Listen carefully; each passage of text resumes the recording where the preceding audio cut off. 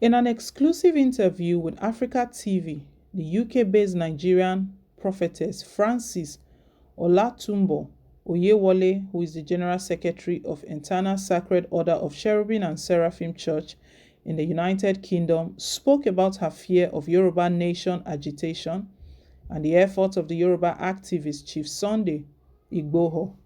She was asked, Yoruba land appeared to be under siege now. We're talking about invaders, alleged herdsmen killing and kidnapping people and raping women. Now Sunday Igboho has come out as a sole activist in connection with some other Yoruba warriors to fight.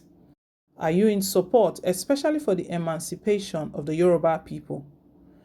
She responded, that is a bit difficult for me to answer because 1, I wasn't born in this country. 2, I don't live in this country, but my prayer is that God will not allow us to witness another ethnic conflict in this nation. She further stressed that if Yoruba people decided to disassociate from Nigeria, there might be conflicts. She was asked if this was a prophecy or just an imagination. Her response was, this is not prophecy, I'm talking from hindsight. No matter the sites the Yoruba people choose to pitch their tent, there will always be conflict. You know the stage we are now as a nation. It's every region for itself. The Fulani are kidnapping Yoruba and the diaspora that came from abroad. How can someone come from abroad to start a business to create employment for people in his fatherland be killed? Is that a bad thing to do? Imagine the family that came to Nigeria for a visit and the wife and the girls were raped. Do you think they will ever come back to Nigeria again? That is why people like Sunday Igboho took it upon themselves to protect their own people, which is commendable. Sunday Igboho's effort is commendable if the government will be acting like spectator. May God deliver us. It is only God that can direct us on the way forward. If Yoruba are going to separate, we all don't have a choice but to follow, and if Yoruba will continue to be part of one Nigeria, then we're in it together, but may God prevent another ethnic conflict from happening again. She was further asked, to avoid another ethnic conflict, how do we go about it? She stated, these issues started long ago, right from the time of our forefathers, our fathers like Akintola, Awolowo, and others, assuming that when they wanted to give us independence, they demanded that the Yorubas should stay on their own. The Igbos and Hausa should also stay separate and be self-independent. We would find ourselves in these current issues. She was further asked, what do you have to say about Yoruba people abandoning farming and now they are at the mercy of the northern states for food? What has happened to Yoruba, or is it that they have been bewitched? Her response was, no one bewitched us. You see, Yoruba people pursued civilization. In the olden days, you would rarely see an average Hausa man interested in education. But we, the Yorubas and Igbos, pursued education. None of us want to farm anymore. Thanks to civilization, we left farming to the northerners. That's how they seem to have power over us. And since the borders has been closed, there is no way we can disassociate with the northerners. If the borders are closed to food coming in from other countries, tell me how northerners won't hold us to ransom. Also, she was asked, what do you have to say about bandits' attack and mass adoption of school children in the north?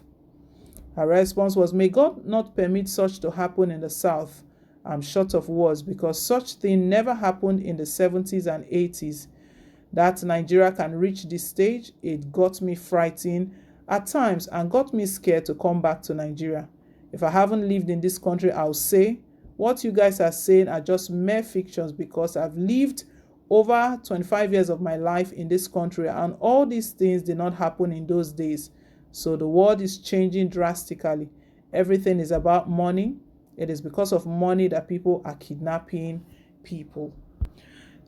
So if we look at this, Sunday Igboho is someone who is respected and he's been hailed from every angle. I think the only people who are speaking against Sunday Igboho are those who are trying to play politics with all that he's doing with this crisis right now, this Fulani herdsmen crisis.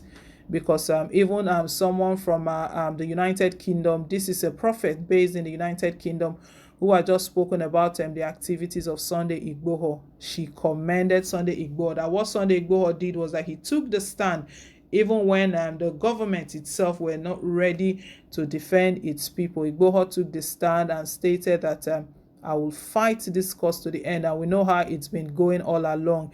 You know, the federal government, they've tried so many ways to stop him, even from the attempted arrest by DSS, threats here and there, and the very the obvious non-support. What we can see that even his own state governor Seyi Makinde is not supporting him.